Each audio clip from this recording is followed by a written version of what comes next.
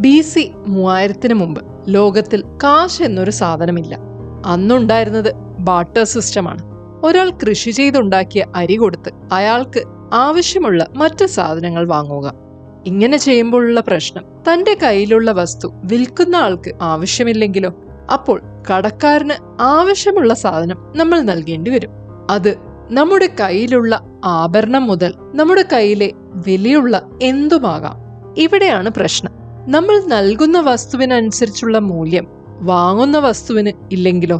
അതിനുള്ള പോംവഴിയാണ് വസ്തുക്കൾ നിർമ്മിക്കുവാൻ ഉപയോഗിക്കുന്ന മെറ്റൽസ്. അത് വെങ്കലമാകാം, വെള്ളിയാവാം, സ്വർണമാവാം. അവ തൂക്കി തിട്ടപ്പെടുത്തി അളവനുസരിച്ച് ഇടപാട് നടത്തുക. നാണയങ്ങൾ.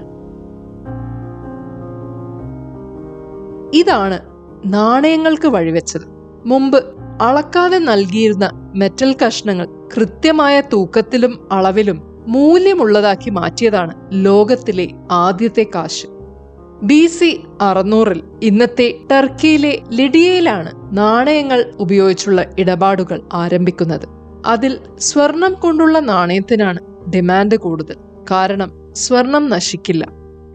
ഉദാഹരണത്തിന്, ഞാൻ വെങ്കലത്തിൽ ഇടപാട് നടത്തി സമ്പത്തുണ്ടാക്കിയെന്ന് കരുതുക. കാലക്രമേണ ഈ വെങ്കലം നശിച്ചുപോകും. എന്നാൽ സ്വർണത്തിലാണെങ്കിലോ അത് നശിക്കാതെ നിലനിൽക്കും. അതുകൊണ്ട് മൂല്യമേറിയ വസ്തുക്കൾ വാങ്ങണമെങ്കിൽ സ്വർണം തന്നെ നൽകേണ്ടി വരും.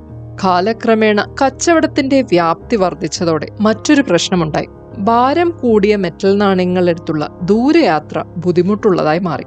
ഇതിനുള്ള പരിഹാരമാണ് പേപ്പർ കൊണ്ടുള്ള കറൻസി. BC 800 മുതൽക്കേ ചൈനയിൽ പേപ്പർ കൊണ്ടുള്ള കറൻസി ഉപയോഗത്തിലുണ്ട്. പക്ഷേ ഇവയ്ക്ക് വലിയ ദോഷമുണ്ട്. പേപ്പർ കറൻസി ആർക്ക് വേണമെങ്കിലും ഉണ്ടാക്കി ആരെയും പറ്റിക്കാമല്ലോ. അതുകൊണ്ട് പേപ്പർ കൊണ്ടുള്ള കറൻസി ജനകീയമായിരുന്നില്ല.